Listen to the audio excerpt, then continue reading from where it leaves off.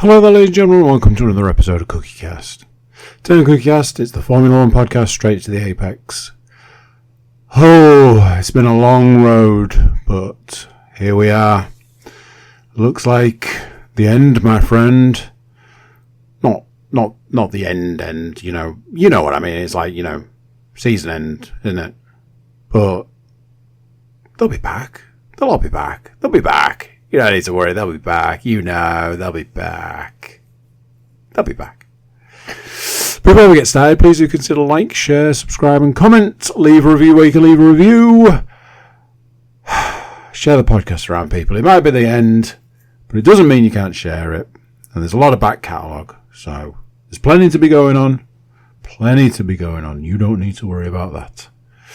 Right, let's get started. Here we go. This is CookieCast. Straight to the apex.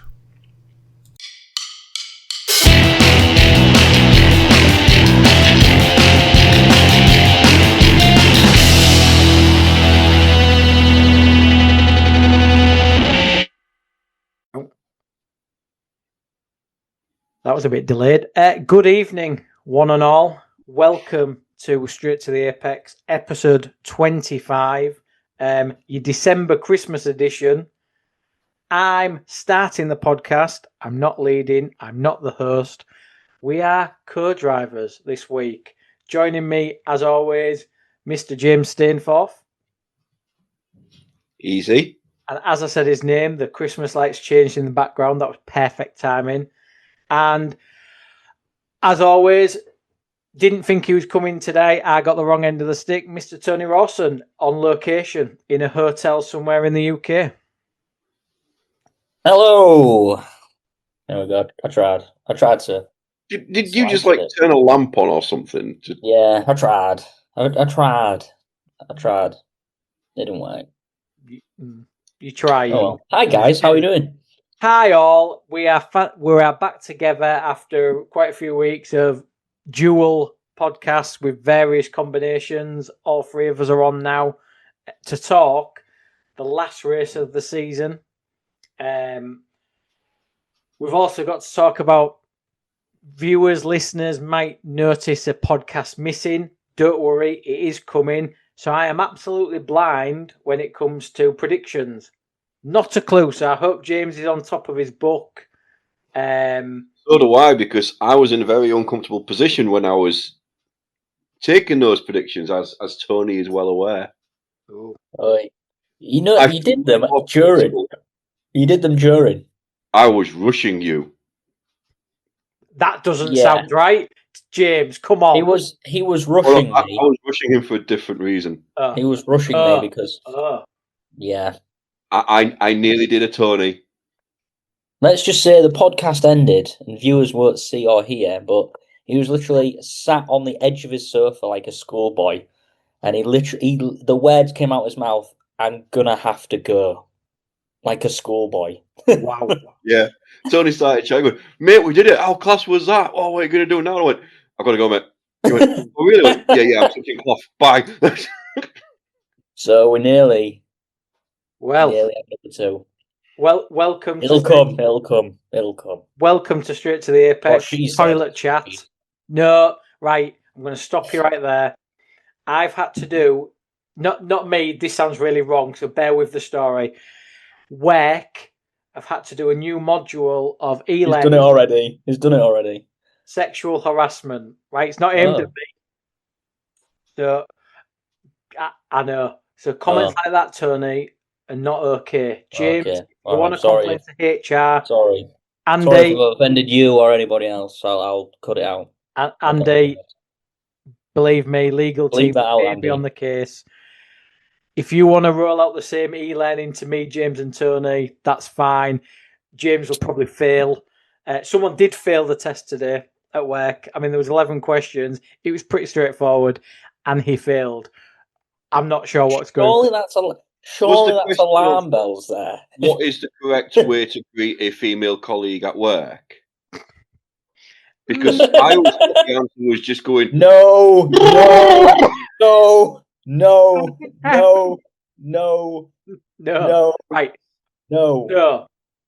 hello. moving Okay, on. then. I saw Christian Horner did it. Bless you. Hey, Allegedly. the rumour is, if only he took the e-learning, things may have turned out differently. That's the rumours are rife. Allegedly. He missed that course and that day, so he'd have known better. Red Bull needs to work on their mandatory training. That's all I'm saying. It's piss poor. Thank you as always to Andy. Listened to the podcast a couple of weeks ago. Was fully expecting of. You didn't answer the question. When did Tony send the podcast? You've still kept me and James guessing. Oh, yeah. I know. I sent it. Not this week's. The one a couple Not of weeks this week. ago. No, Sunday night is when I sent it. Oh, I can't remember. I remember watching that episode, and I think I was like, interesting. I don't know who's closer. I think you were both either side. I think I said Monday. I'm sure I said Monday. Anyway, we'll have to listen back. Tonight we're going to do it a bit different in the sense that no one's driving, everyone's a co-host, and we are going to loosely talk about any aspect of quali and the race and flip between them. Because I'll be frank, it was shite. It was shit. The whole weekend was shit. It wasn't an exciting. I think the best way of describing the race is wasn't an exciting race. Was a tense one though. Very tense. And Crofty did his best to really build some jeopardy. However, quali was great. I had said all week at work, if Lando Norris gets on pole, something's going to go down. And Max Verstappen was like, nah, I'm getting on pole. And he absolutely blitzed it. What a lap. Obviously, yeah, he was the fastest out of a lot of them, quite comfortably. Somehow Red Bull have turned that car up again. But there's a few talking points from quali. So anyone want to shoot? Where do you want to start? Do you want to talk about the red car failing to get through Q1 again? I mean, should we start there with the red car? Because I think we are Lewis Hamilton fans. Everyone is, I think, secretly. Everyone's a Ferrari fan. They've just had an absolute nightmare this year. He's not gelled with anybody in the team. Ferrari, it sounds like Ferrari just do Ferrari things. And if they're the fastest and the best team, they'll win. And if they're not, they'll just stick to the Ferrari way. The comments have not helped from the CEO. Lewis has given up. I think it's just given up. It's sad. And it's sad to watch, but it's just given up. And it's even sadder from when he joined and how much hype there was and how much excitement there was. And will they turn it around next year? Is this just a massive ploy? They've burnt the car, they've had enough, and they've just put all their efforts into next year. I know they're changing the car. It makes sense, because I read something that makes real sense. If you remember way back at the start of the season, they were sticking with a push rod system. Mm-hmm. And Mercedes and other teams went to a pull rod or something else because it was limited in where it could go. That's true, isn't it? Yeah. Because even Leclerc has just struggled like mad. He's nowhere near the top. They could pull a quali lap together, but Lewis can't even be asked to do that now. It's just a sham of a season for Ferrari. They need to move on. It just goes to show that teams are really important when it comes to racing. And I think Lewis has had it so good and so solid 10-10 for so long that it's hard. He's gone to Ferrari. Ferrari do Ferrari things. So he has got a different engineer. There is different ways how it works. He can give all the feedback he wants. He can write all the notes he wants. They're not going to listen. They're not going to listen because it's Ferrari. Ferrari do things the Ferrari way. So it really brings into question the Ferrari mentality. really, and the Ferrari team. They're special because they're Ferrari, but they're also special from their history, should I say. But they're also special because they do it their way. They just do it. It's Ferrari is on its own when it comes to car manufacturing and racing. And they do it their way, and they win it their way. And that's the beauty of a Ferrari. And I think that's why everyone's kind of a fan, because they do it their way, regardless of the rest. Yeah, but I don't even think they know what their way is anymore. No. It's been too long after the win. Yeah, their way's been their way for that long. It's now that kind of when your kid asks you a question and you explain it and then they go, why though? And your only response is because it is. Yeah. And that's probably where Ferrari are now. Why do you do it like that? We've always done it like that. Why though? We just always done it like that though. Yeah. Yeah, but why? I don't know. I don't get the relationship with his engineer. It's been frosty all year. Even at the weekend, he didn't reply quickly. It was delayed. Lewis had to ask a couple of times, like, are you still Stop there? this. Don't do that. I saw on TikTok they played a load of them, and I think it started off with them saying, "That's your second warning for track limits now," and he's like, "Second? Shit, man! When was the first? Tell me when the first is." It's a complete breakdown. Yeah. And then it was like, so and so went off there. Anyway, so and so went off there. So and so went off there, and they're going, "Okay." He went, "Stop confirming. I'm just telling you." He goes, "Okay," and he goes, "Stop fucking confirming." So they're just different. Lewis needs to know what he needs to know. You don't need to tell him all the bloody. It's like at one point they said, "Oh, so and so's in front of you," and he's like, "I know, I can see him." Yeah, I know he's an Italian, and I know Tony's touched on it that the Ferrari do Ferrari things, and it's a Ferrari way. Maybe he's annoyed because Lewis has said about some document he's give to the team about points they need to improve internally, structure. Maybe it's named him. Maybe he's weak, and maybe he's I don't know, seeing his ass and his pride's been hurt, and he's like, well, I ain't working with this guy. Instead of saying, hang on a minute, this is a 7-time world champion, should be 8. We need to listen to him because, like we just said, they haven't won for such a long time. This whole thing of they're Ferrari don't work anymore. Doesn't work anymore. It's like Man United being, we're Man United. No, at the minute, they are absolutely dog shit. Like, and regards to the name, Liverpool are going through a spell, but they only won the title last year. Man U haven't won for a long time. You can't get by with just a name. You just can't. It's like Brad Pitt saying, well, I'm good looking, so I'm getting by on my good looks. Not anymore, mate. You plastic face. You haven't been good looking for quite a while. It's shit, and I think that Leclerc is overproducing in that car. I mean, where did he qualify? Was he 5th or 6th? Yeah. And Lewis is 17th again.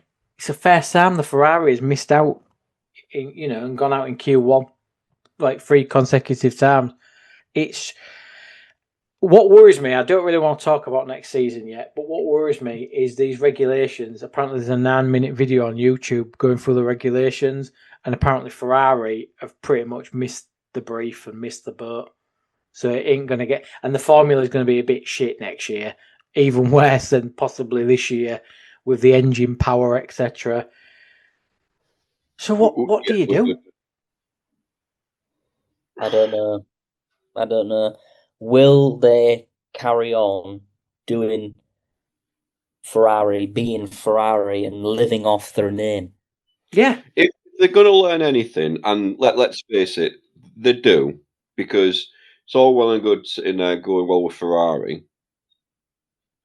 But, and I think it's a prime example. If you want to learn from any team currently, look at McLaren. 1,000%. Yeah. Look at where McLaren were, and look at a couple of years ago they was driving around with maybe one sponsor on the car. Yep. You know, Renault engine. Yep. Lando gave up half of his salary, and I think it was Ricardo as well did, just to be able to like financially support the team. And then in the next 3-4 years, they get to a point of they get the Constructors' Championship last year, and then they get the Constructors' Championship this year, and the World Class Champion as well. Mm. They haven't had one since I'm trying to remember now. 16 years. Since Hamilton's first, wasn't it? Yeah, their last world champion was Hamilton. And they're a big name. You talk about Ferrari, McLaren are a big name in their own right. Really, they're a bigger name in Formula One than road car, where Ferrari are a big name full stop. They've both been around for just as long almost, and they've both had phenomenal drive. Ayrton Senna drove from McLaren. It's like, come on. Niki Lauda. Yeah. Yeah. You know, to me, you're right. I think that McLaren is kind of everyone laughed at Zach Brown. Let's be brutally honest. When he took over McLaren, everyone laughed at him because really McLaren were known as being the engineering nerds. They did everything. You know, they had a clean garage. Everything was precise and British engineering, and Ferrari were the glitz and the glamour of Italy. Everyone took the piss when Zach Brown started at McLaren. There was like this brash American, knows fuck all. He's took over a joke of a team because, like I say, there were no sponsors on the car. No one wanted to touch them. And slowly but surely, they've built the team. They've got rid of the McLaren ways and they've adapted. They've changed. Like you said, the drivers have bought in. So Norris took a pay cut. Ricardo did at the time. They then brought James's favourite Oscar Piastri in a few years later. They have slowly built that team up. You know, Andrea Stella has always been a name around McLaren. They now are reaping the benefits of just absolutely knocking the house down and starting again. Can't see Ferrari doing that because they're too proud and too. Yeah. We're Ferrari. We'll win. You won't. So, will Lewis Hamilton actually return next year? Yeah, I think he will. Yes. Do you think?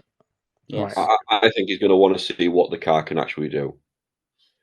But I also think if he's in the same kind of position next season, you know, he's not looking at podiums. He's looking at potentially going out in Q1s, all that kind of stuff. If he feels not necessarily the same time next year, but if he's feeling the same way, maybe midway through the season, then he's probably going to turn around and say, you know what, I'm done at the end of this. Yeah. And it's almost heartbreaking to say because the guy's been around for years. There's people that have grown up watching him. There's people that have grown up watching him and want to be him and everything else. And we're now going to be like, he's going to go soon. Yep. Any other talking points from Quali you can think of? Not really. Max did what Max needed to do, and that was nail it. Yep. I mean, Lando did well, really. Second, solid second. Oscar wasn't far off. Alonso was a good position. Is that a sign of next season? Nah. Well, you say no. Well, no, it won't be. I mean, again, there's rumours swirling that Honda have got the engine right for next year, and Aston Martin are going to charge up the field. Let's see. Let's see what New has been up to in the air. Yeah. Yeah. Building well next year. No real other surprises from Quali. Like I say, Max on pole, Lando second, Piastri third. Going into the race, was it a planned move by McLaren? Looking back on it, maybe. I think strategy-wise, putting Piastri on the hards. I mean, me and Tony discussed it last week. I wasn't very happy with what McLaren had done the 2 races prior. Obviously, there's the disqualification, and then the week after when they mess up the strategy, and it was just ridiculous. It was the same as when they pitted Hamilton, or sorry, they didn't pit Hamilton that year, and then at the restart, he was the only one out on the grid. Everyone else had picked. It was the same kind of thing, and they just messed it up monumentally. That I said, I know they keep saying Piastri's in contention, but he's really not. The only way he would be in contention is Norris finishing 8th to 10th. So the only way you're going to get Piastri up there is to absolutely sabotage Norris if it doesn't go well. So for me, if you are going to start putting the team rules together, you've got to favour Norris. Granted, it did also have to come down to who did best in qualifying, and it did go Norris's way. But yeah, I think their strategy of Piastri on the hards so he can stay out longer was a decision of he can stay out longer, he can back up the pack to get Norris back in a good position. He can go after Max, he can go long, he can maybe overcut him. I think that, like, Crofty basically said it was one of the moves of the season. I don't believe, I'm with you. I think that if Norris had have had an engine problem and Piastri was in pole, Max would have just tucked up second and won the title anyway. So I think the whole McLaren ethos was, look, Piastri, go cause a bit of a nuisance to Max, put pressure on him, and Lando will just tootle around in third. What? Go on. Thinking about it, yeah, maybe it was a bit of a double bluff kind of thing, because everyone knew what Max's tactic was going to be. Yep. It was a no-brainer. He had to bunch up the pack behind him to put Norris under risk. And every time they questioned him, he wouldn't say it, but it's like, why are you asking him? He's not going to fucking say what his plan is. We all know what his plan is. And he did it. He bunched that pack up. Then obviously Piastri got past Norris. Now, if that was a deliberate kind of thing, if that was the kind of plan, let's get Piastri past Norris, was that the plan? Because Max would probably see that and go, yep, I've done a bit of damage there. I'm off. Because after he did that, Max flew away. Yep. Yeah, it did. I think the only fly in the ointment was Leclerc was after Norris, but then you could tell it wasn't going to last because the first stint, the tyres went off and he dropped off. Then the second stint, he caught back up. It was all over him.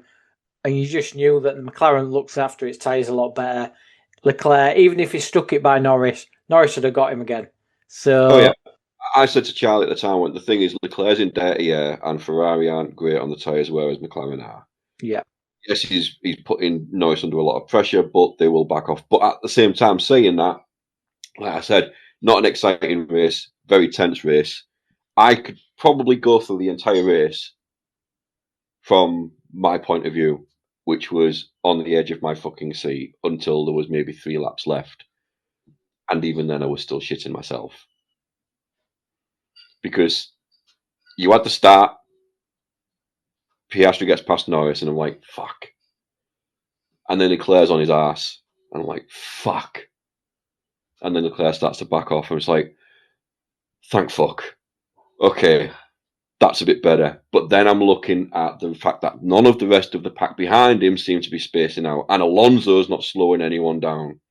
So then it's that kind of, Norris is going to have to come in about 5 laps' time. He, if they get this wrong, is going to come out behind Hadjar, Lawson, and fucking Tsunoda. And not one of them is going to make it easy for him. No. And he comes out and he's behind them. I'm like, fuck. Hmm. But what was it? There was, let me just try and remember now. So there was Antonelli, Stroll, I want to say Sainz, Lawson, Tsunoda. If I remember rightly, I'm probably wrong about one of them. He makes some of the best fucking overtakes of his season, and it's looking great, including that double overtake in one brake area. Yeah, that was good. That was good. And then Tsunoda's there, and they're already on the radio to him saying, right, you know what to do. To the point that they're actually saying to him, Leclerc's 1.4 seconds behind him. So it's like, should you really be doing that? It's a bit cheap. Then he's weaving. And it's ridiculous weaving. And Norris makes his move. Tsunoda weaves again. He goes off the track. May have gained an advantage doing it. But it was wrong. But at that point, I'm then sitting there going, he's fucked. He's fucked. He's got to give it back. He can't give it back. He's too far ahead. So then I'm like, great. He's going to get a 5 to 10 second penalty. That's his championship done. So then I'm sitting there shitting myself again for another 10 laps until Crofty finally goes, well, I can tell you what they're going to do about that. Nothing, because they've said no further action. By this point, I've had a few gins because Charlie gave me permission to. Because she went, it's the last race, it's Christmas, why not have a drink? So I'm doing that. I think the word actually said when they said no further action was stick a finger up my bum and make an omelette. Wow. There you guys. Wow. And they just go like that. So then I'm like, oh, God. It's all looking good. But then Leclerc gets close again. It's like, oh, fucking hell, he's on his arse again. And by now we're, 40 laps in, there's another stop. They're going to stagger it, but they can't because Leclerc's come in. So now Norris has got to come in, which means Piastri's got to stay up for fucking longer and all this kind of bullwank.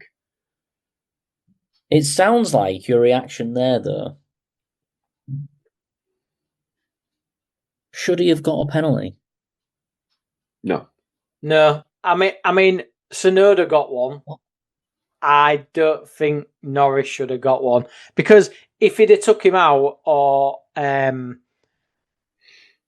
don't know, like say he pushed him off the track. It was the fact that Tsunoda shouted at him, "Leave me to it! I know what I'm doing," and they'd obviously pre-planned it. Red Bull. I think the penalty to Tsunoda was fair, and Norris not getting one was fair. Yeah. Don't you? He left the track. Left the track, gained an advantage past another car. Well, there is that, but at the same time, had he overtaken him off the track, or had he got back on the track and then overtook him? But I think the mitigating circumstances are the fact that Red Bull's on the radio saying to Tsunoda, the delta between fucking Norris and Leclerc, the only time that Tsunoda really should need to know about is the difference between him and Norris. So it's very clear that Red Bull are doing team orders and everything else like that. They are just, it's unsportsmanlike. And then Tsunoda is weaving. Fuck me, he's weaving more than some of the bloody rug makers do in some other countries and stuff like that. He's all over the place, and then he does it again. Well, Lawson got done for erratic driving. If Tsunoda wasn't erratic driving, I don't know what was, because that was silly. I mean, I'm going to be brutally honest. I wanted Max to win the championship. Yeah, we all said it was that kind of, if Max wins it, I'm not bothered. Well played to the kid. Yeah. But if it's not, for me, it had to be Norris, because Piastri was just too much of a whiny little bitch. He said it. I mean, he lost all of my respect when he turned around and said, "Oh, if you think that penalty's unfair, you should swap me and Norris back around." It's like, no. Yeah, you were done. Is it me, or is it just feels strange that the best driver didn't win the World Championship? And that just doesn't kind of sit right with me. Do you know what? I've thought about this a lot. Like we said at the time, I've just said it now. I wanted Max to win because he'd come from nowhere. Red Bull have got the shit together. It'd have been an epic comeback, like on proportions we've probably never seen. At one point, he was 100 points behind. Looking over the season, we've all said it. Norris hasn't got it in him. He cracks under pressure. Whoa. What? We've all said it. All right, I've said it. Maybe Tony has as well. Both of you have said it. Not I'm you. the only one all season, even when he was 34 points behind, said we need to see a few more races and then I'll say. Yeah. Okay. Two out of three ain't bad. Two of us said Norris cracks under pressure. He ain't got it in him to win a championship. But you've just made that point. He proved himself. Oscar was the absolute halfway season, mid-term report. Oscar Piastri was the absolute standout driver. Deserved to win the championship. He had it in the bag. Norris, as the underdog, under pressure, 34 points behind, got his shit together. And the fact that he got his shit together when Max and Red Bull were getting their shit together to close a 100% deficit, I think Norris, if you look at all the races over the season, is probably the most deserved winner, if I'm honest. When you break it down like that, he's under pressure from Max. He was behind Oscar. He's come back. He's beat him. He did what he had to do at Abu Dhabi. Yes, Piastri helped him. Yes, it was all in his favour, but Norris got himself there with not a lot of help, really. Because they've got two number one drivers. Red Bull have one car. True, but I read this, and I think this is really interesting. McLaren's fairness decisions 2025. So before Abu Dhabi, Oscar Piastri would have been 17 points ahead going into Abu Dhabi.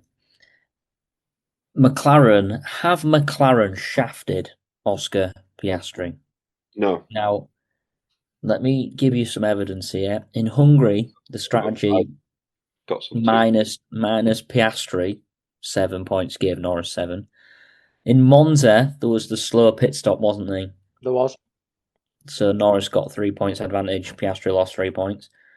Singapore, there was the lap 1 contact, wasn't there? Yep. Which you could argue was that Lando's fault, but Lando made contact anyway. Again, Piastri 3, minus 3, Norris plus 3. And there was also Qatar and the strategy, which didn't really affect Norris, but again, Piastri lost out big time. So, do you think a bit of race manipulation by McLaren has kind of shafted Piastri? Right.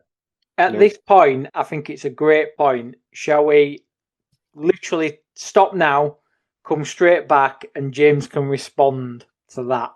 Because it's almost like a natural break. Bring it, bitch! Wow. Ding, ding, ding, ding, ding. Right, end of round 1.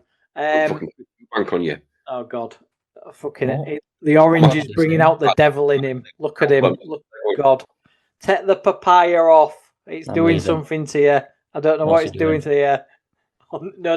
Right. Bye. On that note, bye. We'll see you in a jiffy. Wow. Pussy! I can't believe he's bottled that. He's gone already. Epic. I mean, we could stay on for 3 minutes. Bye, Tone. I can't believe he's left. Oh. I mean, if that's just a case of he's lost hotel Wi-Fi because he won't pay for it, then that's just perfect timing. But I'm sticking with that he pussied out. I mean, if you could half have your shirt off when we come back, he might even just leave the room straight away. I don't honestly. I might just take a sock off, and when the camera comes on, just have my foot there. Right. Okay. Do that. Right. We'll see you guys on the other side. Stay tuned if Tony does join us, and see you then. Bye. Hey, you. Yeah, you that's listening right now. Thanks very much for tuning into this episode of Straight to the Apex, the Formula One podcast from CookieCast. If you're enjoying this episode, why not like, share and subscribe?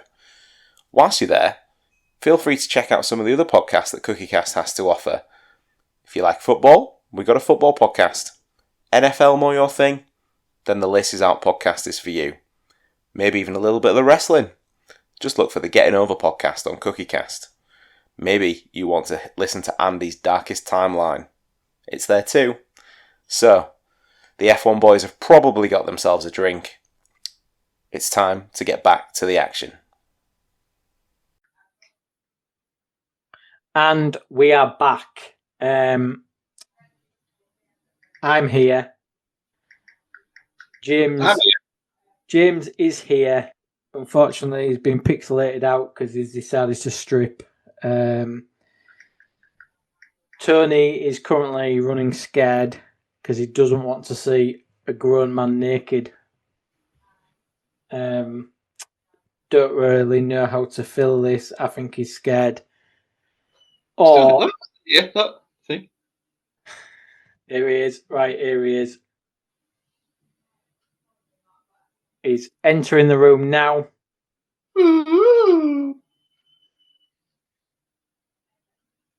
No need to worry.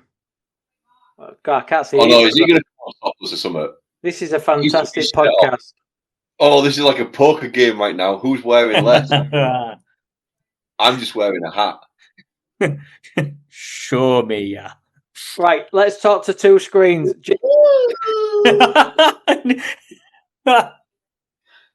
For listeners, Legan is naked.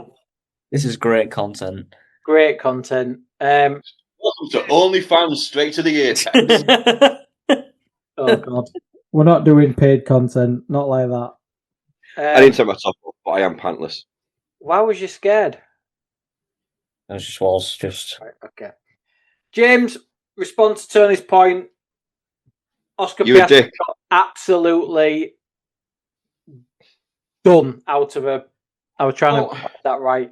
He got It was, absolutely. wasn't it, James? It championship. was. If you think about it, it was. I mean, we can look at all the stats, but you see, you're talking to a guy who works around data and knows how to look at data, and if you just take one bit of data, you can manipulate it to make your own thing. Flexing his data muscles, ladies and gentlemen. The data guy has come out to play. Hit us with the Where do you work again? Excel spreadsheets and everything. But I get pissed off because on social media, me and Tony touched on haters on social media. Yes. Last They're week everywhere. with the treatment they got. But now everywhere you go, it's like, and I'm surprised Max hasn't actually said the same thing, because they all keep saying, "Oh, if Max hadn't have done that in Spain, he'd have had 3 more points, and that would have done it because Lando only beat him by 2." Oh yeah, I get that, So- Chips. I get it's No, racing. It's Hang racing. on. But McLaren manipulate. I haven't fucking finished. Fuck me. Anyway, so I'm you know me, I like to wind people up. So I start going, "Oh, Max is the real champion," and then I just message back going, "Yeah, but he's not though, is he? Because he lost it." But then I looked into it, and I've seen a few more videos, and I've done research and stuff like that as well. And what I found really interesting is, a couple of years ago, Max was asked something similar in a driver's interviews in the press, and saying, "Oh, Max, if this would have happened, blah blah." And Max's response was, "Oh, it's always if with you lot, isn't it? Well, if my mum had balls, she'd be my dad." Yeah. Max hates the whole if thing. Anyway, somebody did the math and went through the entire season. And so I'm not going to take credit for this research, but I've taken notes. So, Yes, says the guy that just came out with the comment. I work with figures and I know how to manipulate them. Go on. well, yeah, because all you've done is look at figures for Oscar. That's all you've done. Okay. Have you looked at the figures for Max? Damn it. Have you looked at the figures for Norris? Okay, let's put his management You've got hat to on. compare fucking apples to apples. Anyway, Jesus. Max. You've woken a beast here. in Spain. This is how he earns his money. This is how he talks to people at work. This is how he's pumping out kids. Big rules at work. I look at the rules and find out the loopholes. Like I've said before, I'd be great in the Formula One because I do that kind of shit anyway. Where it's like, hey Max, they said you can't do this, but they haven't said where you can't do it. Yeah. Go on, James. Yeah, I agree. Max lost his head in Spain. Yep. He lost 9 points. In Silverstone, he had the wrong setup, losing him 5 points. In Austria, he had his DNF, losing him another 6 points. So in total, over the season, Max lost a potential 20 points. So you could just say, looking at those numbers, Max, if he'd have got those 20 points, would have won by 18 points. So if we look at Piastri, he had his little fuck up in Australia, losing him 16 points from where he could have finished. In his Brazil sprint, he had a DNF, so he lost 6 points. In the Kota sprint, he had his DNF as well, losing 6 points. In Qatar, he lost 7 potential points because of the bodge strategy from Aaron McLaren. And at Silverstone, because of his penalty, he lost a potential 4 points, meaning he could have had 42 more points to what he finished on. But we're looking at the ifs. So let's look at Lando now. Lando had a DNF in Zandvoort. He was looking at second, so he lost 18 points. He had his DNF in Canada, losing him 10 points from where he could have finished. In Baku, he could have finished 7th, so he lost 9 points. In Vegas, there was the disqualification, losing him 18 points. And then the Qatar sprint, he lost the 8 points for the same reason as Piastri, because Piastri didn't know how to fucking turn left. So Norris, if he'd have had all of that shit, would have had 63 more points. So with all of that taken into consideration, the standings would have been, Max would have finished third with 441 points. Piastri would have finished second with 452 points. Norris would have absolutely romped it with 486 points. So if we're going to start talking about arse clowns raping other arse clowns and stuff like that, let's look at all of it. Norris. I was with you up to that last analogy there. Arse clowns. Yeah. Right, skip that. You're right. It. The data backs it up. And that's why, I mean, the stat man, not the scat man for you 90s guys out there, the stat man. Tony's probably thinking, who the fuck's the scat man? No, I know who scat man is. All right, okay. They can sponsor us if you want. Fun fact, there is other music platforms out there, but has anyone got Spotify and has had their age from Spotify yet? No, but can I guess your age? Yeah. Because you've got your age, haven't you? I've got my age, yeah. Your age is 40. It's worse than that. 60.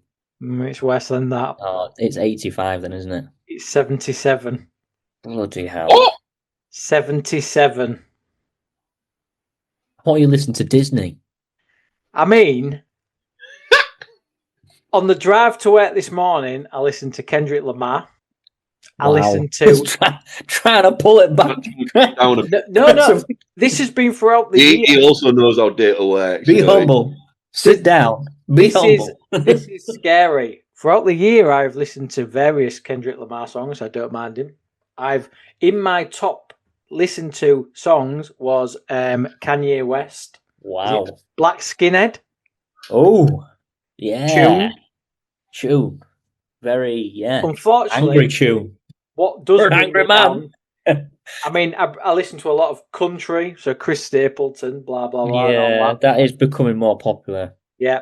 Stuff. However, what drags it down is I listen to a lot of like Rolling Stones and 60s music. Yeah, And that does make me a 77-year-old man. James, what's yours? How does that make you 77? I don't know, because honestly, I've had Soda Pop from Wow. K-pop Demon Hunters on my Spotify, thanks to my youngest niece, and I'm still 77. So without that, I'll tell you what. 41. I think it. Yeah. 41. He listens to Peppa Pig though, doesn't he? And Yeah. Bluey and things like that. Fucking hate that little bitch. No. Have you Is not? Is it right? Music was better in the 60s, 70s, 80s. I have a very, very mixed music genre taste.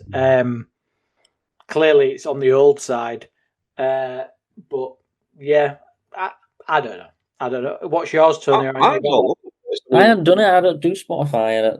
I could try now.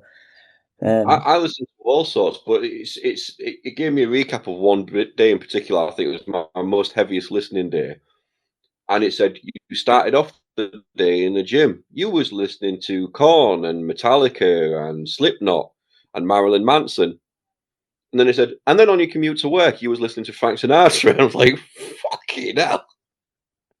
Wow. Where do you find this? Do you have to have premium? Change. Yeah, I think you have got to have premium. How does it know you're in the gym and on your commute? Do you tell it basically? Because mine don't say that. I've just got like a gym playlist that I've made myself. I'm guessing it just picked it up from that. Yeah, no. So yeah, I'm 77. I don't look bad for 77, to be fair. No. James is actually younger. Don't know how he's pulled that off, listening to Frank Sinatra in the traffic. But well played, sir. Well played. Well played. So back to the Formula 1. So anything else from the race, really? Because we need to talk about the champion himself. So any other points from the race, really? I'd like to say it was quite tense. It was not a lot happened, but it was quite tense because Leclerc had bits where he was all over the back of Norris. Max had just fucked off. Piastri was just second. But I can't think. Go on. I was getting PTSD. So when it got to them last 6 laps, and it's like he's fine. All he's got to do is drive it home, and sometimes that's the hardest thing to do. And I just went back to Abu Dhabi 2021. Same kind of things. Like all he's got to do is finish it. He's got to drive it home. And then Latifi just went, "Hey, look what I can do!" And then some fucking Australian who was directing the race made up his own rules as well. So again, if we're going to talk about Australians, getting bodged around, let's get those Australian little bitches. I don't have anything else on the race, but you touched on it there. I think as years go by, 2021 will be forever a very, very, very controversial. I'm still not over it. If I'm honest, and I don't think people will ever get over it. And the expectations of this race was it's a 3-way, and it was so crap because no real jeopardy happened. Nothing really. There was no safety car. It's not going to rain in Abu Dhabi. I mean, it'd be very, very rare. So again, it just makes 2021 even more not. The word's special, but it's not special. It's frightening. It's a stain. Is always going to be one of the monumental moments in the history of Formula One. And I'm talking about you talk about your Prosts and Sennas, Senna crashing. I was about to say that. Is it where does that rank in F1 history? That's maybe a question for another day, but it's definitely up there. Senna crashing, got a few people dying. It's definitely up there. Grosjean's crash. That's Yeah. I think the Seb Vettel, Mark Webber multi-21. Yeah. Rosberg, Hamilton crash in Spain. Yeah. I think Max, Hamilton. I think that full season was box office. You know, we had the Monza crash, we had all that. But yeah, I'm still not over that. The Silverstone crash. Yeah, Silverstone crash. I'm still not over the race. Like I said, it was built up as a freeway tie, a freeway fight. It was, which it never was. Lando, he just had to finish third. The guy did it. So Max won the race. Piastri second, Norris third. I'm quickly going down the list. Lewis did well to finish eighth. I mean, he was on the back of Ocon, and then it just died. I don't know if his tyres went. Alonso did well to finish sixth. Hulkenberg ninth, snuck in there, to be fair. Antonelli, not really a lot said about him. 15th in a Mercedes when Russell was fifth. You know, not great. So obviously, that's the back of ground effect cars now. DRS. They are done. DRS is done. Ground effect cars are done. Like I say, I haven't watched it yet, but there's a 9-minute video on next year's rules. And it basically, I mean, to cut long story short, if they have a electric energy failure next year, their engine's gone. Because is it about 50% of the power?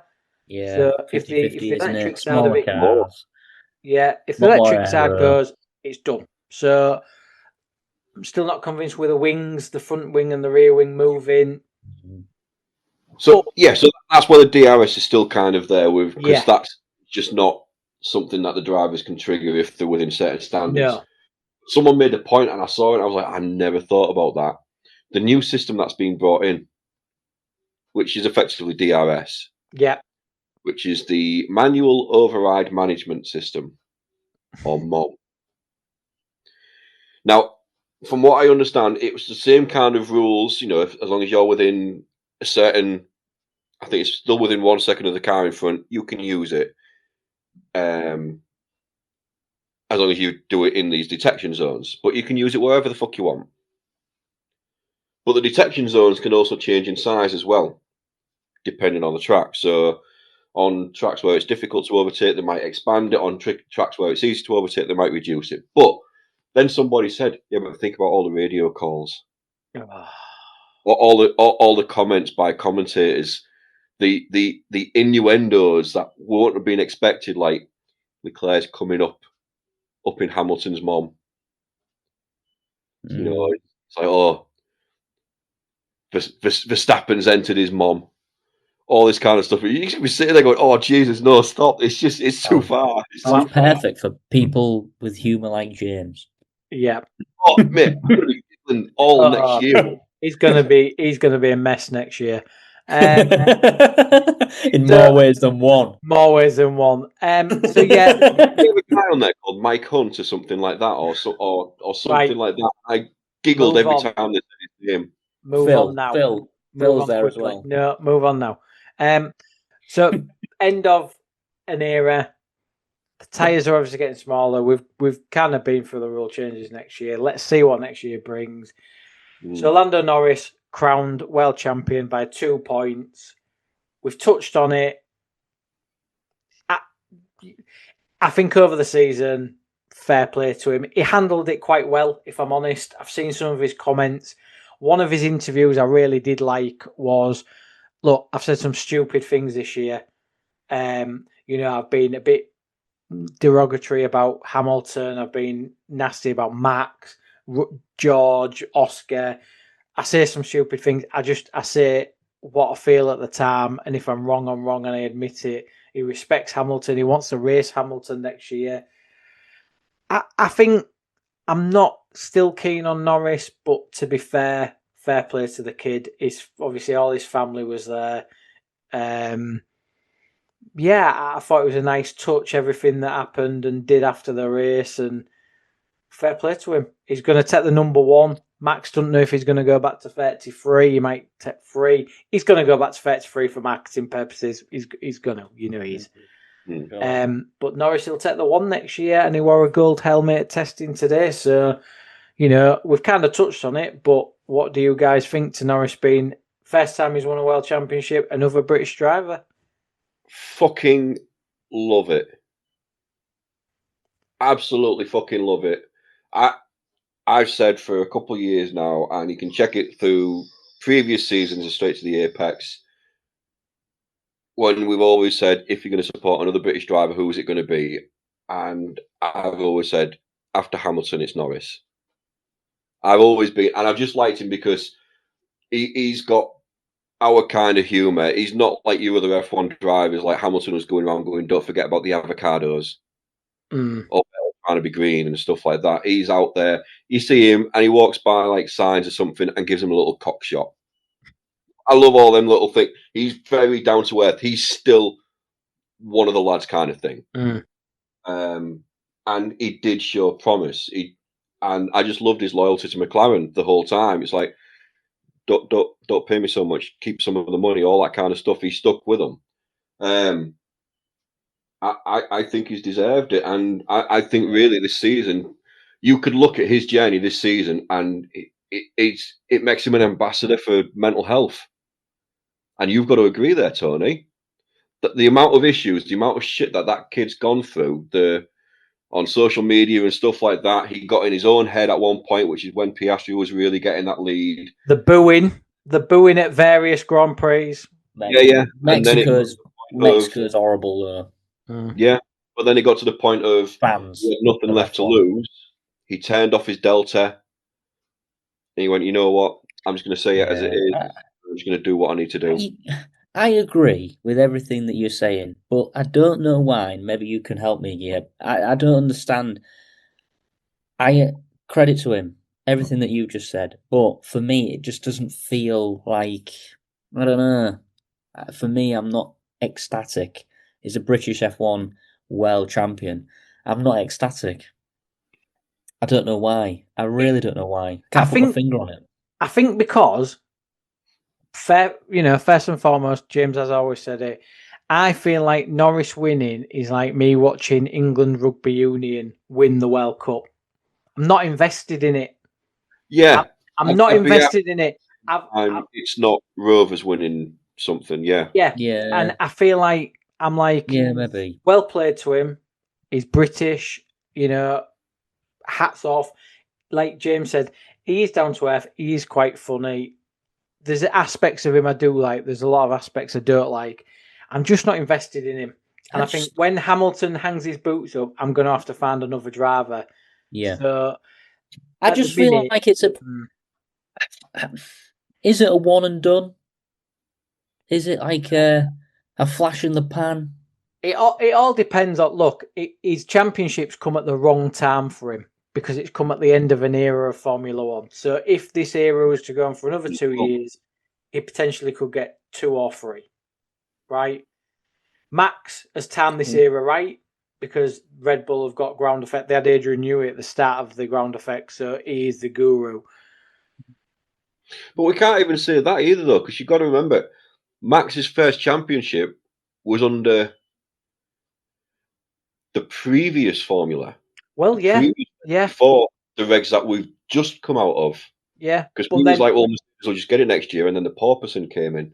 But then equally, we've just talked about that year being tainted, and it shouldn't have been Max's first championship. So, yeah, you're right, though. So, yeah, it all depends on next year. McLaren have got, obviously, Mercedes engine. Red Bull have got Ford. Yeah. And Aston Martin have got Honda. Yeah. It all depends. Mercedes absolutely blitzed the last engine change era. If they blitz it again, I would put my money on McLaren winning, not Mercedes. But then you've got Audi, and they're not going to do anything. Not for. Do you think? No, they're going to be a BMW. They're going to be languishing at the bottom, and then BMW lost interest. If Audi actually don't lose interest, they then might work their way up. Like James has said about McLaren, I've always been a McLaren fan because of Lewis starting there. So I kind of get why James's loyalties go there. But I'm just not invested. I've followed Lewis, so now, it's driver, not team for me. So, I agree. Who knows? Maybe, I don't know. Maybe there's a part of me that's, I don't know, prim and proper. Look, don't worry. Aston Martin might actually do It's just well. a kid. It's just a kid. It's just a kid. It's like Killian. Do you know what? Out of all of them, if it was George Russell winning that title, I don't think any of us would be happy. No, absolutely not. What a fucking legend that guy would have been. I would have been exactly like James, full Merc outfit. Look, you know what? I've warmed to George Russell the last couple of weeks. Yes, it's coming. It's coming, guys. It's wearing you down. That gentleman, it's because he's speaking on the radio now. He's not just going in there like, oh, I've just used my word of the day, toilet paper. What big word can I throw on the radio? You know, just driving around going, oh, this car's left phalanges. He's just like, the tire's fucked. Or when he had a go at them saying, I've got a fucking McLaren on my ass. Everything else, do you want me to let him past? Or are you going to let me go past Kimmy? Oh, he's just trying to act cool. He's showing off in front of the cool kids. This is not him, he's fake. No. He doesn't have as much of a fan base, and this is where his downfall could be. Hey. In George we trust. Would I have felt better if George Russell had won? Oh, you would have done. You would have been insufferable. Yes. You would have been absolutely insufferable. I wouldn't have wanted you on tonight if I'm brutally honest. If George Russell had won that, I wouldn't have come on. Do you remember when Tony hated George Russell? And I know. Yeah. Do you remember when Tony was an Aston Martin fan? Do you remember when George Russell went into the back of Bottas? Do you remember that? That was absolutely criminal. That was. Do you remember when Christian Horner failed that sexual harassment test? Allegedly. He got 1 out of 11. Someone said. Allegedly. He'll be an Aston Martin next year. You watch, guys. 1 out of 11. You watch. Oh, right. So, don't know what's going on now. Anything else from the Lando Norris? Stop. No, stop it. Anything else from the Lando Norris World Championship Love Fest? Or should we move on to, because we've got lots of predictions to talk about and the end of the season predictions. It's a beautiful story. Congratulations to him. Will it happen again? Yes, last season I predicted he would win this season. I tipped him to win. It's been chaotic. He's had the rub of the green from his team, in my opinion. I'd completely forgot. Yeah. So congrats to him. It's a British young driver with a brand that is only building now, similar to a Lewis Hamilton of early days. Will he win it again? I don't think so. I honestly think this is a button. A one and done. A one and done. Right time, right place. We move on. But we'll see. I've just opened my predictions book and I have got down our Tony predictions. So when did you send the podcast? Not this one, because this one was last night, wasn't it? Anyway, the one before. When did you send the podcast? Was it Sunday or? I have to check my emails. But I'm sure it was. While you're doing that, I'm going to talk a little bit more about Lando. No, please. We've talked enough about Lando Norris. Yeah, we had to sit for about 5 minutes while you reel off every single reason why he should be or is world champion. Because he's fucking class. Right. We've talked to... Right, is it a quick point about Lando? Because we have got lots of predictions. Monday is when I sent the podcast. Right. Yeah. All of his interviews after the race, and he had a can of Monster in his hand. Did you notice what was happening every time we take a sip? No. He didn't like it. His Monster, his Lando Norris Monster, so he'd take a sip of it, he's like... Oh. And was that on purpose, or was that champagne in it? Well, Charlie watched it last night, and she went, James, have you seen this? I went, what? And I went, he's drinking his own Monster, and he doesn't like the taste of it himself. And I went to her, and I went, can't drink alcohol in Abu Dhabi. No. And they even asked him when he was doing the post-race press, and he sat there, and he takes a sip, and he does it again, and then somebody who was interviewing him just said, that definitely Monster you're drinking in there, Lando. Is that something a little bit stronger? He just laughed. He went, that's way much stronger. I was like, fuck fucking legend. Nice. He's like, fill this shit with vodka right now. So, James, you had Sunday morning after race. That's when you had Tony sending the podcast. Oh, yep, okay. I had Monday night, 9 p.m.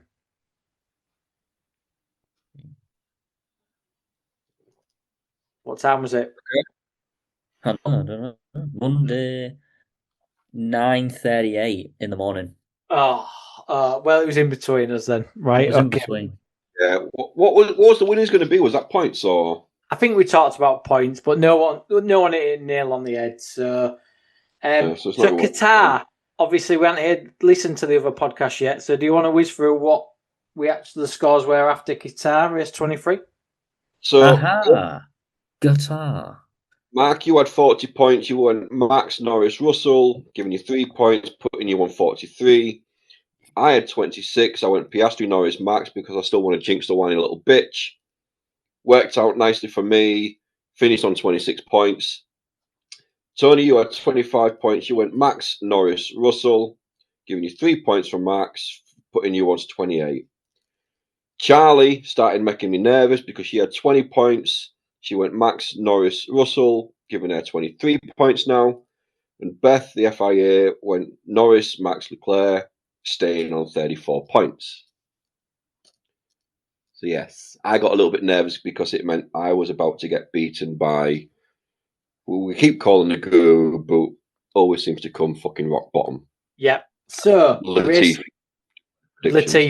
So, race 24, Abu Dhabi. So, Mark, you had 43 points. Mm-hmm. You went Max Russell Norris, giving you 4 more points, giving you 47. I had 26 points. I went Piastri Norris Max because I wanted Norris to win. I got 26 points still. Tony went Max for the win. He went Piastri second. And he went Norris third. No, he didn't. Giving him the only person to get 7 points in a prediction this season. Wow. Get in. Giving 35 points. Oh my God. Where's that put me? Beth went Norris Max Sainz, meaning Beth stayed on 34 points. No, guys, no! Oh, no! So, earlier on in the season... Tony did Lando Norris. Pipped her at the death. Wow. So, when Tony didn't give the picks out and didn't get the picks, do you remember that? Do you remember that whole story? And it was give her 2 points or vote for one or none at all. The winning vote was cast by Andy. She only got 1 point instead of 2. And I've peeped her by 1. So, cheers, guys. Good job you're in an hotel tonight. Let's get another one of these, shall we? What did Charlie have? Charlie went Norris, Max, Piastri, leaving her on 23 points. So, still not beaten by the wife / guru. Apparently. But yeah, I got beaten by the FIA, Tony, and yourself.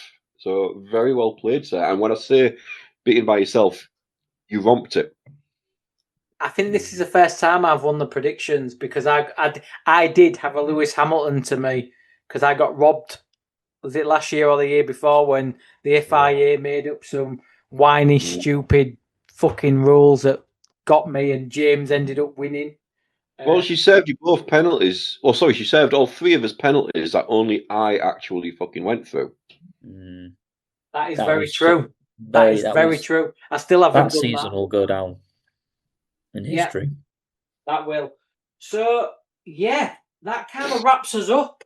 Sorry, I can't believe that. That kind of wraps us up for the season.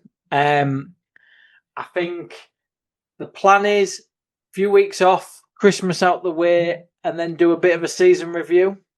Yeah. Possibly even talk about some new rules for next year and the cars, and maybe we'll have a look at them when that comes out. But no, so that is season 2025 done. Awesome. Breaking news. Helmut Marko's gone. Merry Christmas. Marko has gone. Merry Christmas. Yeah. Very quickly, in 20 seconds each, do Hull KR need a new stadium? Yes or no? Mark? They need to expand the existing stadium. East Stand needs to be expanded. Yes. James? They've got to expand the current stadium. There's not enough money coming in to actually make a new stadium. My opinion is, will the financial outlay be enough to get more people in to make more money? I don't know. I disagree. Keep it as it is. Keep packing it out. Honestly. Anyway, we will talk okay. So 2025 season done. We'll obviously do a review after Christmas of the season and wrap it all up with a nice little bow. Thanks to you guys for joining. Well, thanks for all three of us for being on the podcast all year. Thanks to Andy for editing and putting this online. Obviously, we'll probably speak off air, but to everyone, have a great Christmas. Have a great New Year. Yeah, because obviously the Christmas tree's in the background. It's a very festive podcast. very festive. James has done a striptease, so wow, it's been a very special one. Would you like to see my candy cane? No. Right, on that note, Tony's probably going to go. Thanks, guys. Speak in a few weeks. Thanks for listening. Thanks for watching. See you all later. Bring up my North Pole. What a way to end it. Goodbye, all. Thanks, guys. Bye. So there we go. What did you think? Was it okay? You alright? You alright?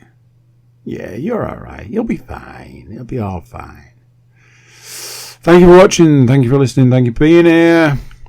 Do come back. And the best way to come back is by clicking all the buttons you can see right now. Like, share, subscribe, comment, leave reviews, leave, happy thoughts. Check out the website, thecookiecast.com.